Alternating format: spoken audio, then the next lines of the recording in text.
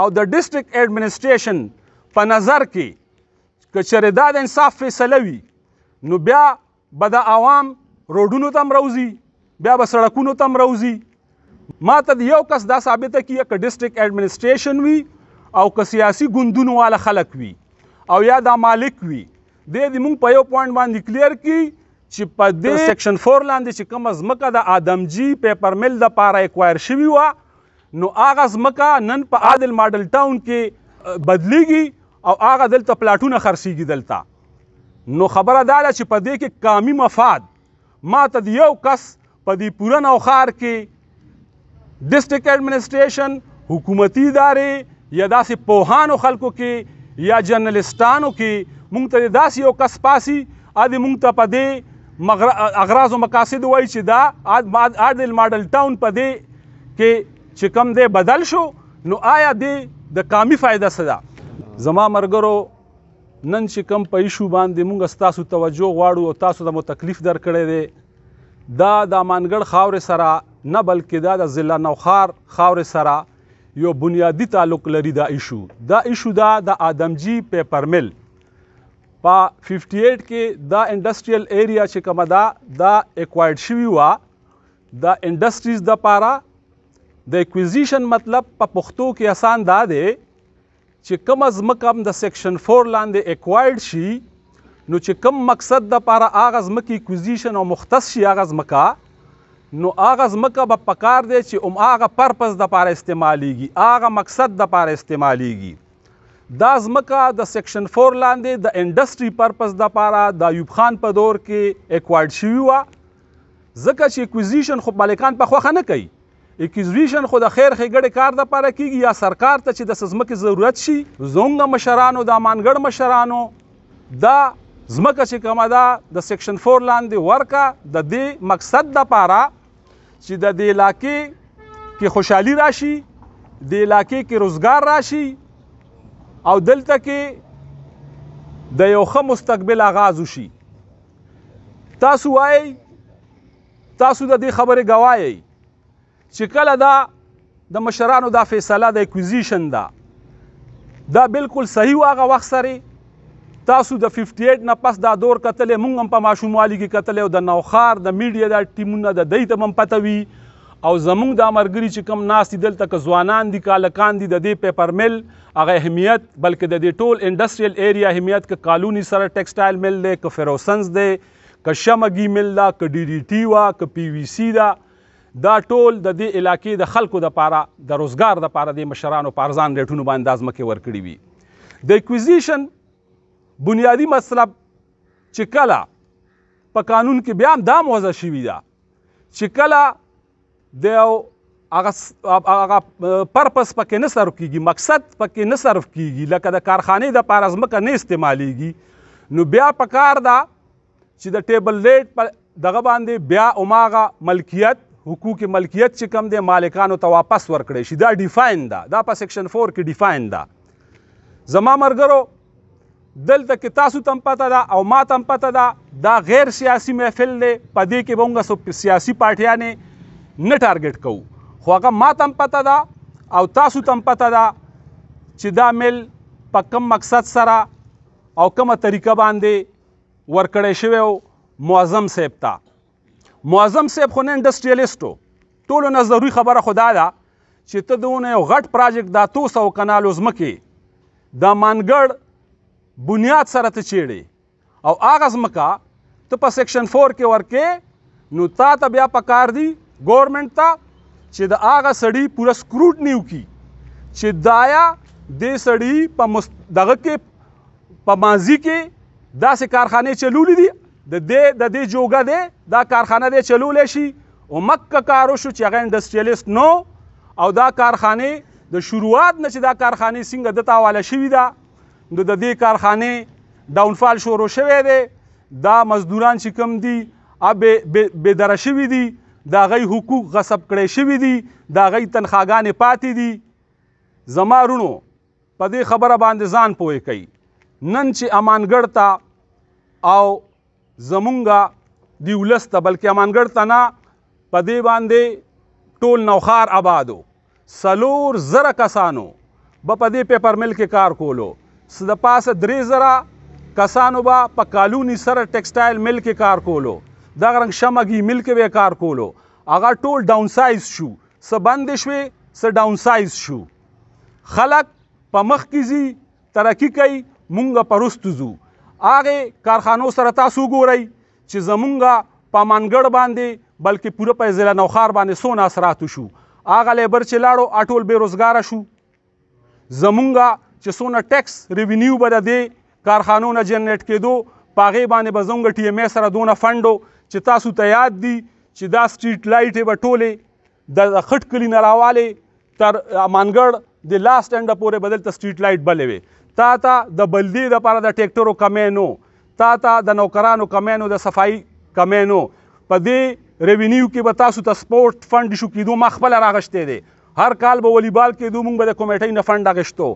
دا ولې چې دا کارخانې بندې شوې او موږ ریونیو جنریشن په نوښار ضلع کې هېڅ هم نشته دی اوس په دونه لویه سطح باندې چې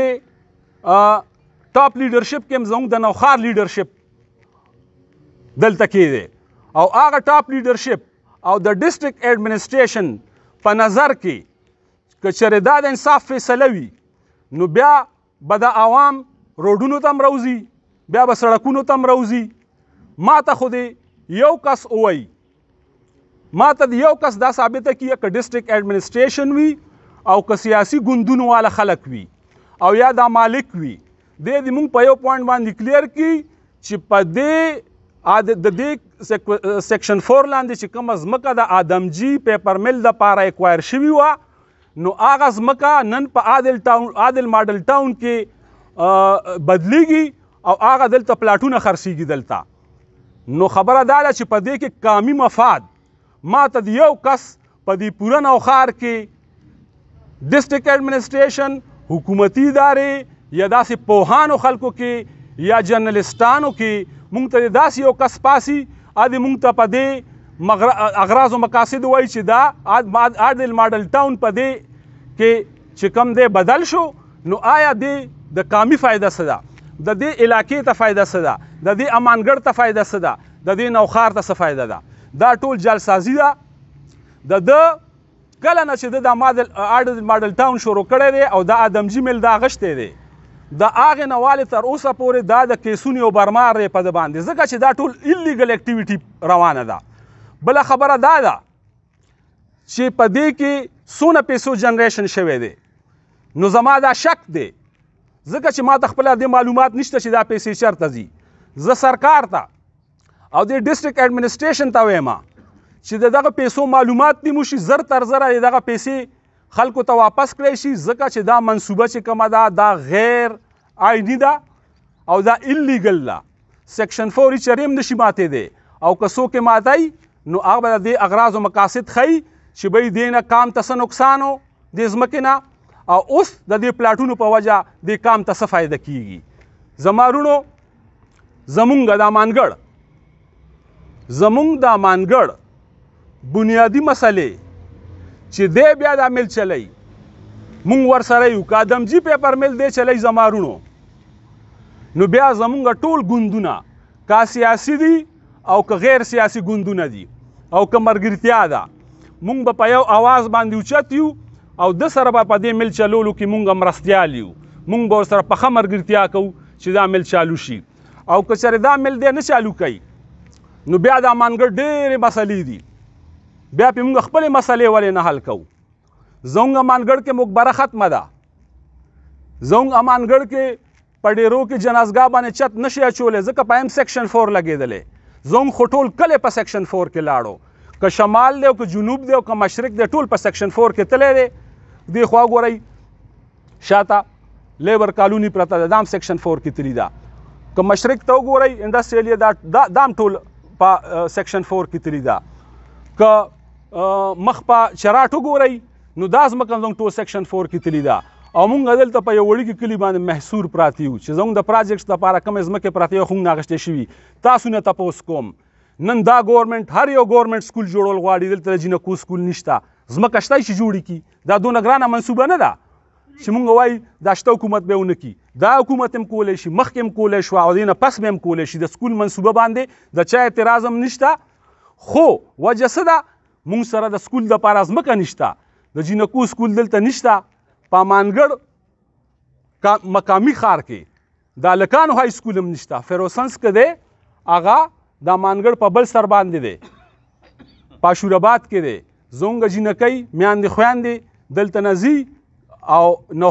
نوخار ته ځي. ته ما ته ووایه دا د انصاف تقاضا ده. ستا په نورو کولو کې وګوره، په پیرپیایي کې وګوره، بي ایچ یو شته، د جینکو سکول شته، نورې چې څونه فیسیلیټیز دي شته.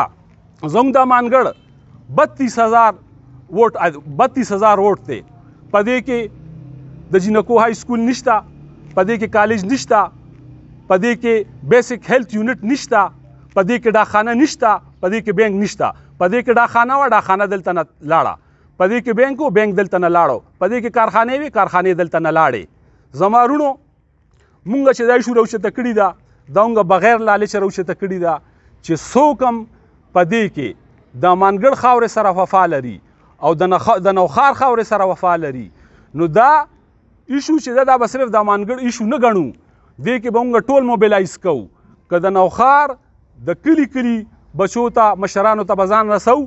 به ځان سره د دې ناانصافۍ خلاف راوچتو او د میډیا ملګرو ته هم دا ریکویسټ دی، دا هم د دې خاورې دي. د میډیا ملګري به هم زموږ د دې خاورې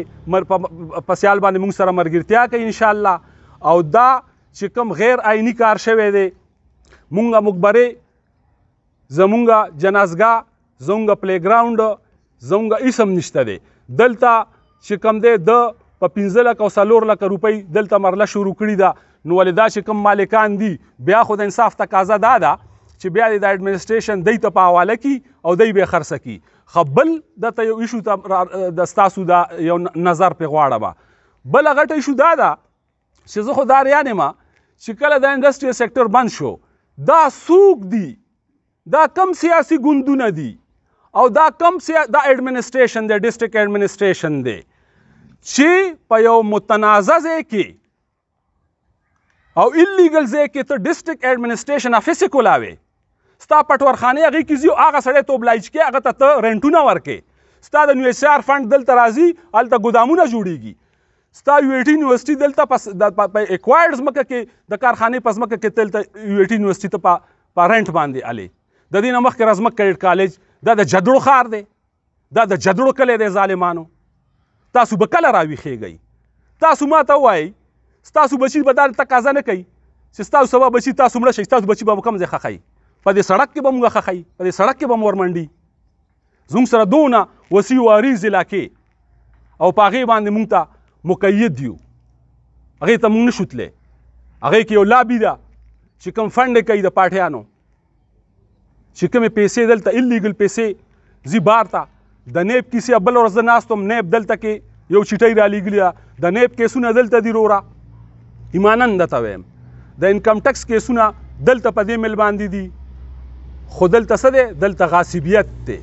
یو غاصب دی، هغه ته چې څوک ورشي، موږ سره د عابد بی ناست دی، دی ورغلی وته، ده ورته وایي چې دا خو تاسو دلته غیر قانوني کار کوئ. هغه ورته وایي داسې چل دی چې دې نه واوړه. دې کې زاید هم راوچت شوی و، خو موږ هغه سر هغه قانوني کار وکړو چې هغه موږ بندیوان کړی دی. نو هغه یې چې نشي کولی، نو ته به یې څه وکړې؟ زه دلته دې پلیټفارم نه وایم، معظمه زه د قانون او د آئین لحاظ کوم، خو چې کله قانون او آئین د عوامو په جبر کې لګیا شي، نو بیا عوام چې کم دی هغې ته راوچتېږي. او تا چې کم یو پروګرام جوړ کړی دی چې تا سره پیسه ده، تا سره اډمنسټریشن دی، ته وایې جوړ زه په دې پیسې ټول کسان ټول پاکستان علم. د پاکستان خلک ډېر وفادار دي، ډېر غیرتمند دي. چې کله دی وګوري د عوام راوچت شو، انشاءالله دا مسله ټکه سرې حل ده. که چېرې کم ملګري موږ سره په دې کې ملګرتیا کوي او د دې غاصبانو نه دا ځمکه ازادۍ، انشاءالله موږ به د هغوی پاخه ملاتړ یو او موږ تاسو نه دا توقع لرو که د امانګړ ځمکې وفاداري که دې محاذ نه څوک هم شاته شو، دا خبره ګواه لرئ، ما هم پکې لرئ، په دې کې هر سخته نرمه راتلی شي. که زه شاته شومه د دې مسلې نه نو بیا ما به مخکې نه پرېږدئ، زه به په سیاست کې اډو حصه نه علمه. خو که کم سړي نور سیاسي ګوندونه چې کوم دي په دې کې مرستیا ونه کا،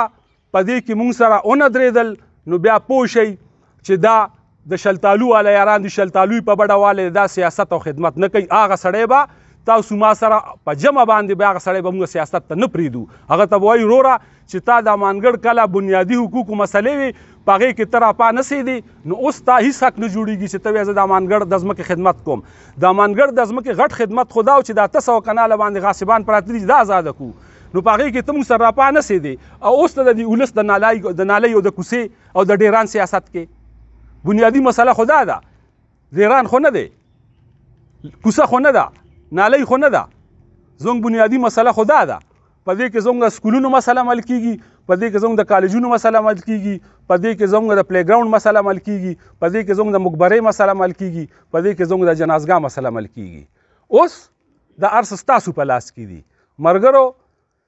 که چېرې ودرېدئ خو دا محاذ زمونږ دی، او که چېرې ونه درېدئ نو بیا د غاصبانو خبره صحیح ده چې ما سره پیسې دي او زه به خلک په پیسو باندې علم او تاسو مخې ته نشئ راتلی. نو تاسو په دې بابت کې څه وایئ چې تاسو ودرېږئ او که تاسو د دغه غاصب په خبرو پسې ځئ؟ زه تاسو نه یو جواب غواړم. تاسو په دې ودرېږئ، په ایماندارۍ به ودرېږئ، په دې کې کاره سخته نرمه راځي په هغې به ودرېږئ، دا سړی به دلته نه وباسو په دې به ودرېږئ. زما وروڼو دا چې کوم مونږ نن آغاز وکړو، مونږ سره د ټولو سیاسي پارټیانو ملګري دا دي ناست دي، که مجیب عالم دی، راج محمد صاحب دی، منهاج صاحب دی، ذاکر صاحب دی، طاهر الدین صاحب دی، ملک صاحب دی، عابد صاحب دی، مولانا صاحب دی، سردار علي صاحب دی، او دا مخامخ چې دې کې ټولو سیاسي ګوندونه دي. نو ته معظم صاحب دا واوره چې په دې کې زموږ د سیاسي پارټیانو ټول اتفاق دی، خو ته به دلته نه داسې نشي کولی چې دوبۍ کې ناست یې او دلته نه چاندې غونډۍ او دلته نه کرایه غونډۍ. ګوره دا یو سیاسي رشوت په طور باندې دلته کې په کروڑونو روپو چنده، په کروڑونو روپو رنټ دلته نه غونډېږي او هغه دلته ځي. په سیکشن 4 ځمکې کې اکوایرډ شوي ښه د مل چې کوم چې کله مل واغېشت وایي زه سټارټ کومه، نو چې کله د مل واغېشتو زه چې رالمه ما وکته نو دلته نه د مشینیانې کټ کولې، څه په 15 لکه 50 لکه 10 کروړه دا ټولې 14 کروړ دا مشینیانې ټول دلته نه خرڅې کړي. په هغه وخت کې مونږ دلته دا مسله راوچته کا. اوس یو څو میاشتې مخکې دا مسله مونږ راوچتوله، خو دی په دې باندې پوه شو. زموږ په دې کلي کې هم د داسې څه کسان دي چې دا منټ خبر ورته رسوي. هغه ورته وایي چې دا مسله راوچتېږي، ای ما پسې لاړه، په ما باندې د ډیفرمیشن کیس وکړو، د 1 کروڑ روپو هرجانۍ په ما باندې وکړه، او د دروغو دا بیان وکړو چې زاید راغلی او سره د ملګرو زما چوکیداران او زما نوکران ټول دغلته ووال، او ورته ویل چې دا مل چې کوم دی دا به نه چلی او دا به دلته بند دي، د زمونږ ساک ته نقصان رسولی، دا د په پلیننګ باندې وکړه چې زما خوله بند کړي. که ستاسو یاد شي دلته مخکې یو پریس کانفرنس و، خو د عدالت عزت چې کوم دی په موږ ټولو باندې لازم دی. نو ما هغه وخت کې کیس چلېدو، دغه ډیفرمیشن کیس، هغه دنه ما وګټلو،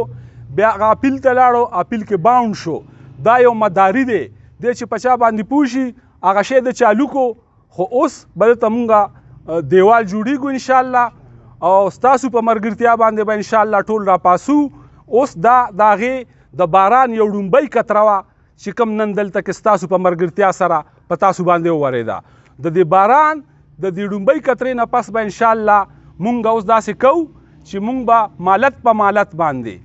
ګرځو، او تاسو ته هم دا درخواست دی چې ټول ملګري ګرځئ، د ځان نه چې څونه خدمت کولی شئ، څونه بیانیه عوام ته رسولی شئ، چې دا ستاسو په حقوقو باندې ډاکه ده، دا د امانګړ او د نوښار په حقوقو باندې ډاکه ده. دا خلک به راپاسول غواړي، دې نه پس به دا ډومبې محاذو، اوس د دې نه پس د انشاءالله تعالی ستا خلاف به د امانګړ بچې مالت په مالت به دا مشران ګرځي، او مالت په مالت به زموږ دا کونسلران، ممبران صاحبان، پارټیانو والا دا مشران،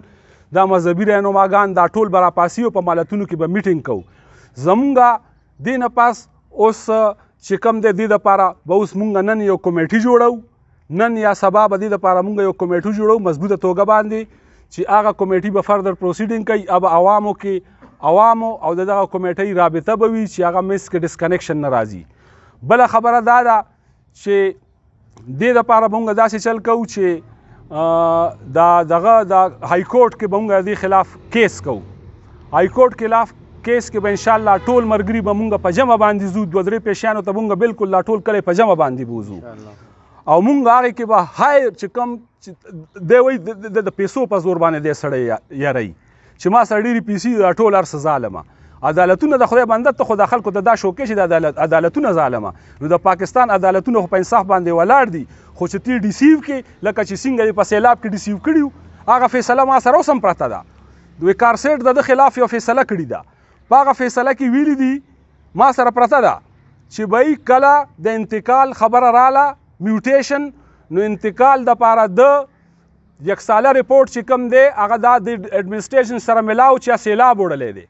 بیا ورته کوټ وی خیر دی ته یو بل یک ساله چېرته مونږ ته پیش کړه چې څونه دي. نو چې نن یک ساله د پیش کا د ځمکې ریټ په یک ساله کې بړاویږي که کمیږي ما ته دا ووایي بړاویږي که نه. او د چې د هغې نه د سیلاب نه وروستو یک ساله وښوله نو په هغې کې د ډسټرکټ اډمنسټریشن سره ملاو نو د ټیبل ریټ یې د هغې نه کم وښولو. هغې باندې چې کله وقار سیټ الله پاک دې جنتونه نصیب کړي چې کله وقار سیټ صاحب په دې خبره باندې پوه شو د دغه فیصله کې بالکل واشګاف او واضحه لیکلي دي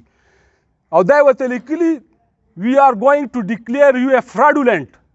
You tried to deceive the courts. That's why we are going to cancel your mutation. د دې میوټیشن کینسل شوی دی. د هغې نه پس ډسټرکټ اډمنسټریشن په هغه دوران کې انتقالات شوي دي. اوس خو چې کوم دی دا اور کله لګي نو د دې نه به ډسټرکټ اډمنسټریشن هم د دې اور نه بچ دي چې کوم د ډي سي په دور کې دا میوټیشن هغه کینسل کړی وقار سیټ او بیا دا میوټیشن شوی د هغې ریکارډ موږ سره پروت دی چې هغه پابندي لګولې چې دنه ما میوټیشن کینسل کو او انتقالات په هغه دور کې شوي دي هم ما سره پراته دي. دا به موږ ځو ھائکورټ کې او دې نه چې کوم قابل ترین وکیلان دي انشاءالله ستاسو په مدد سره به موږ هغه هایر کوو او زموږ کیس په دې مضبوط دی چې موږ په حق او په سچه یو. ما ته خو یو اداره دا ثابته کړي زه دا ویم که نه موږ خو په دې قایله کوي ظالمانو که نه